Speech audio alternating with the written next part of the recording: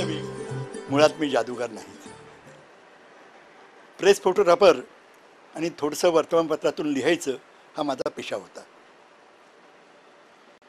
परंतु ज्यावेळेला मी जादूचं एक पुस्तक वाचलं आणि त्याच्यात मला कळलं की जादू म्हणजे काहीतरी वेगळं जे आहे, स्मशानात जावं लागतं, हाडं कवट्या गोळा कराव्या लागतात, तसला प्रकार नाही, कुणालाही करता येते अशी जादू आहे, कला आहे.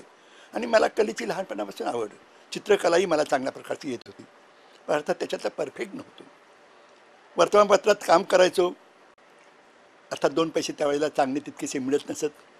फ्रीलान्सर प्रेस फोटोग्राफर होतो, त्याच्यातही चांगले पैसे तितकेसे मिळत नव्हते. सुरुवातीला लग्न झालं आणि नंतर असं वाटलं की आपण काहीतरी वेगळं करावं, म्हणून आम्ही अस्पृश्यता निवारणाच्या प्रचारासाठी म्हणून अनाथ हरी गद्रे यांच्या झुणका भाकर केंद्रातही दाखल झालो, 2 जण. त्यावेळेला पगार किती होता कल्पनाच देतो, मला होता 60 आणि तिला होता 30 रुपये पगार. हां, आणि मग म्हटलं की आपण जर हे एवढंच असंच करत बसलो, आणि त्यातल्या त्यात ते पुस्तक वाचलं होतं, आणि मग आपण म्हटले जादूत शिकायला काय हरकत आहे. आणि मग मी पुण्यामध्ये रघुराय यांच्याकडे गेलो, थोडंसं प्राथमिक सुरुवातीला घेतलं. नंतर कलकत्ता येथे गेलो, मुंबईमध्ये जादूगार चंदू होते त्यांच्याकडे गेलो, निरनिळ्या जादूगारांना भेटत गेलो आणि मग सामान गोळा करायला सुरुवात केली.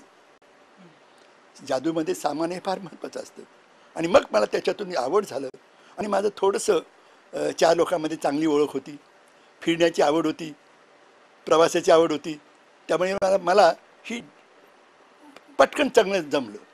आणि मग शाळातून प्रयोग करायला सुरुवात केल्यानंतर पहिलं वर्ष मी थोडंसं सामान गोळा केलं आणि मग जादू आपण गणपती उत्सव समजलं, तर गणपती उत्सवात सुरुवात केली आणि मला इतका चांगला रिस्पॉन्स मिळाला, कल्पना नव्हती एवढे पैसे मिळाले.